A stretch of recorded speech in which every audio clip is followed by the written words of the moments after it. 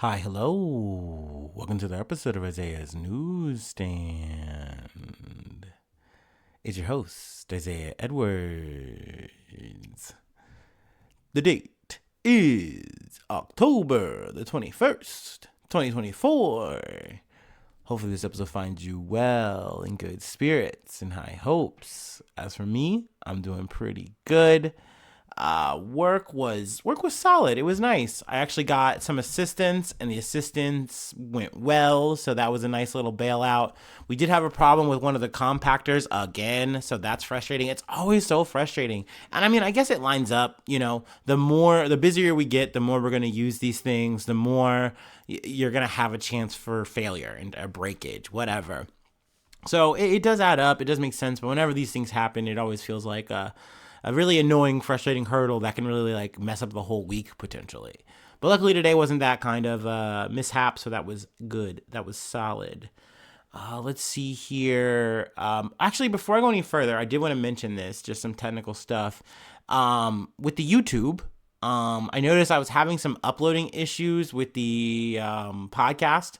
So sorry about that. Sorry for like uploading an episode of the wrong date, title thing, whatever. I think I got everything worked out. I think we're back on track. Pardon the dust. Sorry about it. But yeah, overall, sorry, back to my day, back to my blogging. Today was good. It was solid. I really don't have any complaints about it. Let's see. What was the food corner? Food corner last night was fun. I got a little weird with it, a bit Scran-esque. I made a fried fish sandwich on a bagel, which was really good.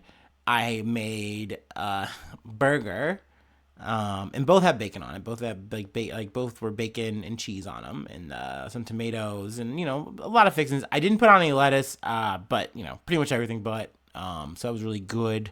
Then I had onions, onion rings, I should say. Onions were on the burger and the sandwich. I guess that's what was on my mind. But onion rings, a little bit of fries. I had some fried chicken chicken poppers. I don't know. I cannot speak at the top of this. Silly me. But I would say the biggest twist that was on the plate, I added some Cajun crab dip. That's what I had added to it. And what's the reason for this? I don't know. I was just at the store. I was passing through the seafood section, and I had this dip before, and I said, you know what? Today's the day. We're gonna try it. So, overall, I would say it was really yummy. It was good dip, and the meal was really good. I tried just about everything in said dip, and it all kind of worked. But I guess that's kind of the beauty of a good dip, right? Whether it's like a buffalo chicken dip or a crab dip, like if it's good, then you can generally put it on anything and everything. So that was nice. It was a nice little twist for my Sunday meal. So yeah, pretty much all caught up on my Joneses. Any kind of technical difficulties, we're all caught up. Once again, sorry about that. Hopefully, I'm, like I said, back on track and everything's good and golden. Also, please hit me up if you ever notice that. Not that it's your responsibility or anything like that. I'm the podcaster, so I know it falls on me, of course. But I definitely appreciate when anyone goes, hey, like, I don't think this is the right thing, man. And it's like, oh, shit. And I check it out, and I'm like, oh, man, my bad, mea culpa. But, all the same. So yeah, let's go ahead and do our startup, and we'll get into some news. Hopefully that sounds good.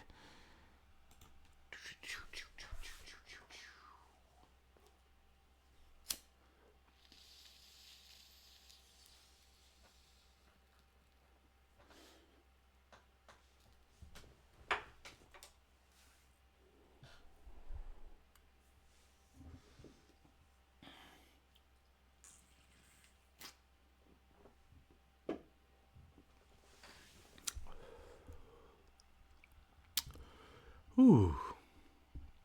From the BBC. At least 87 killed in strike on northern Gaza, officials say, as UN warns nowhere is safe. Let's see here. Israeli strikes have killed at least excuse me. Israeli strikes have killed at least 87 people in Beit Leah, northern Gaza. According to the Hamas-run authorities, Israel describes the strike as precision against a Hamas target. I love how they always say they use the word precision as if that makes this somehow better, that they killed a bunch of people, knowing damn well those weren't terrorists. Those are human fucking beings. Maybe, okay, yeah, you did get some Hamas members, but there's no way that this justifies the amount of killing you're doing here. And it never does. It never will. But I know that it's going to keep happening, unfortunately. Obviously, there's more details here, but we are going to move on to the second part of the coverage I wanted to hit out of the Middle East from CBS News. Israel's war with Iran-backed Hezbollah escalates as IDF bombs financial institutions across Lebanon. A fresh wave of Israeli strikes started pounding locations across Lebanon on Sunday night, some striking dangerously close to Lebanon's only international airport. Israel had said it would launch a wide-scale assault on a banking institution it regards as Hezbollah's de facto financial arm, the Al-Qard Al-Hassan Association. Strikes began a day after a drone targeted Israeli Prime Minister. We've already talked about that. We can skip ahead. Sunday night, explosions rocked Beirut as the Israeli strikes targeting Al-Qard Hassan began. This is crazy logic. I was listening to this on BBC, and like the two reporters were kind of like talking about it, and they get to the point where they're like, one of them asks like, well, what is the point of this? Because like, isn't banking at this point like a digital thing? So like, what is really accomplished from Israel by doing this? And the reporter's like, yeah, dude, I don't even know. Like, they're just saying it's gonna cripple them, and so that's what that's their narrative. And I'm like, dude, even the motherfucking media can't fully cover this shit, can't fully shield this shit, as much as they want to try to spend it that way in a lot of situations, in a lot of cases. Like, they are dumbfounded. They're vexed by this shit. Because at the end of the day, everyone knows that it's not just Hezbollah banking here. You know what I mean? These are normal fucking civilians that also bank here. There's also normal civilians that work at this bank, and you're just blowing it up. For what reason? No reason. You just want to do this shit because you can. You have a license to do it. No one's going to fucking stop you, so you just get to run rampant. You get to run roughshod. And once again, I guess that's maybe part of the reason why I should have, read the thing about Netanyahu's house getting hit up, but whatever. Who gives a fuck? No one was fucking hurt in this situation, and you're trying to say, oh, yeah, they made a grave mistake. And is this the answer to that? Is this the tit for tat for that? And they don't need a reason to do it. They're going to do this because it's a part of their fucking plan.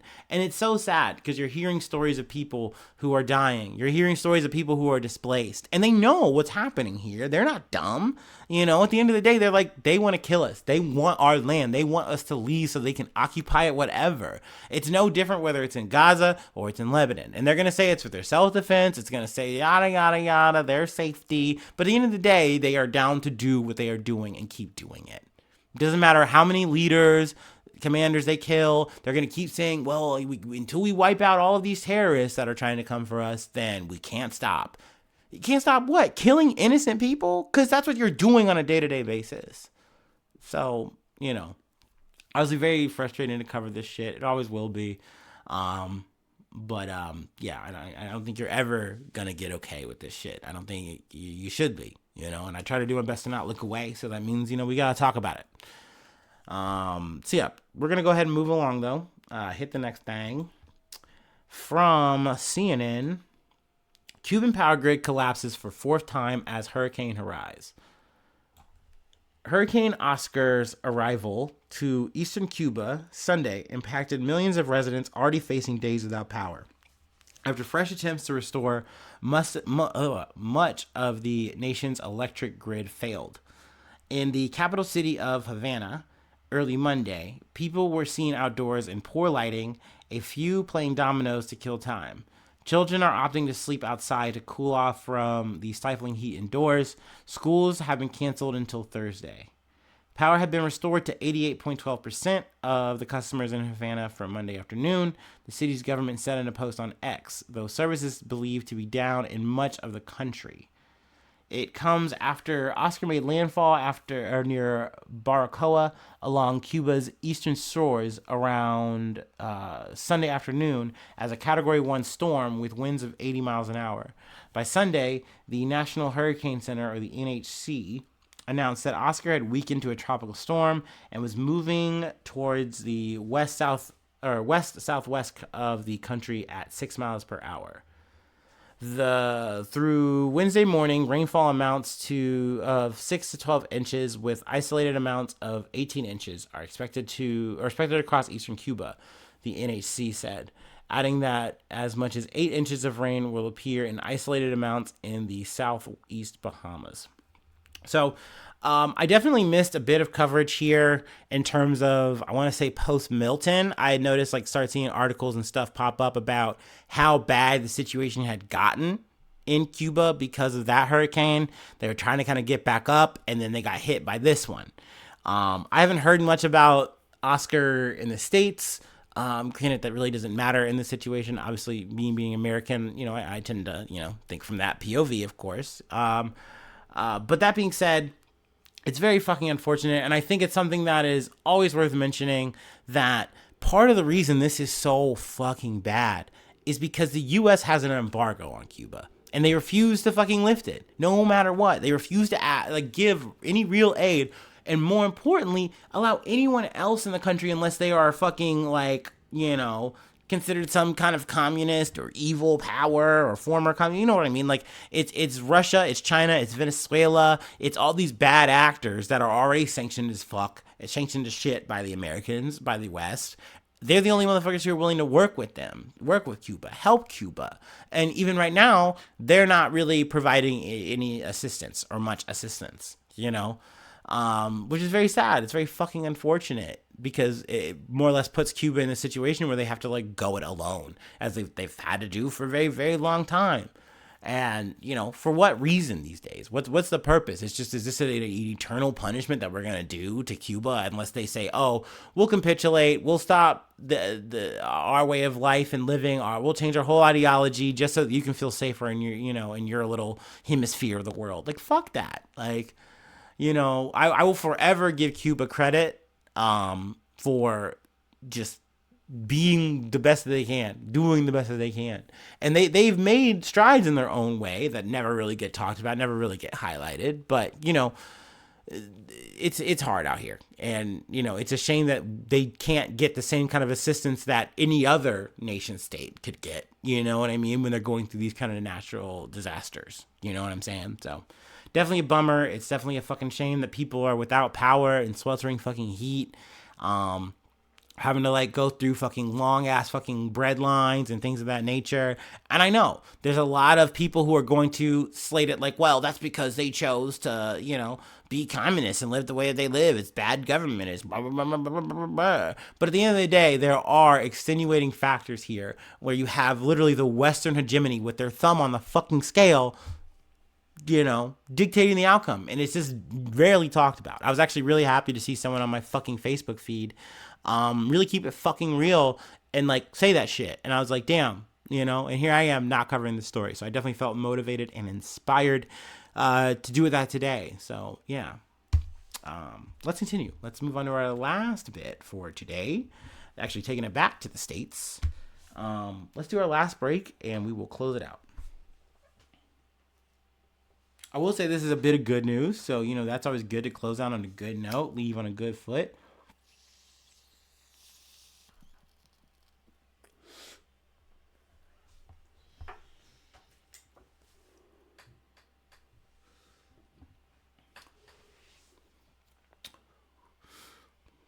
Oh, also, I'm still sick, by the way. So, still living dirty, still living messy, still with the sniffles, but more of a cough, throat, just lesser. But we're hanging in. We're doing all right.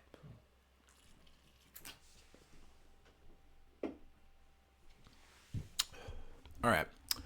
Back to the news. From NPR. Medicaid will cover traditional healing practices for Native Americans in 4 states. Hell yeah. Now, they cover a lot of stories of people at the start. I kind of want to jump to just a bit of the middle of the article and go from there. Now, for the first time, Medicaid in California, Medi-Cal, as well as in Arizona, New Mexico, and Oregon, is set to cover traditional practices such as music therapy, sweat lodges, and dancing to help with physical and mental health. The Centers for Medicare and Medicaid Services announced the move this week. It's a 2-year pilot program that applies at Indian Health Service facilities, tribal facilities, and urban Indian organizations. In California, 2 new categories of intervention will be covered by the Medi-Cal expansion. People suffering from a substance use disorder can seek therapy from traditional healers who offer ceremonial rituals, or they can work with trusted figures within tribal communities, such as elected officials or spiritual leaders who offer psychological support. Hold on, let me scroll down a bit here.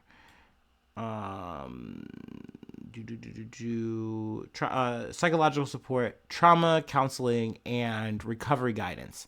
California is home to the largest Native American population in the U.S., and Governor Gavin Newsom said in a press release announcing the expansion that the state is committed to the healing of historical wounds inflicted on tribes, including the health disparities Native communities face. So I think this is a really great first step, a really great alternative that Medicaid is providing for Native Americans, that they can get help that's closer to home, at least culturally speaking. This has always been something I've kind of talked with other people who've kind of gone through addiction recovery and stuff like that. It sucks that there's pretty much just the AA model, like the Alcoholics Anonymous model, where you really have to like kind of lean on like this whole religious kind of view.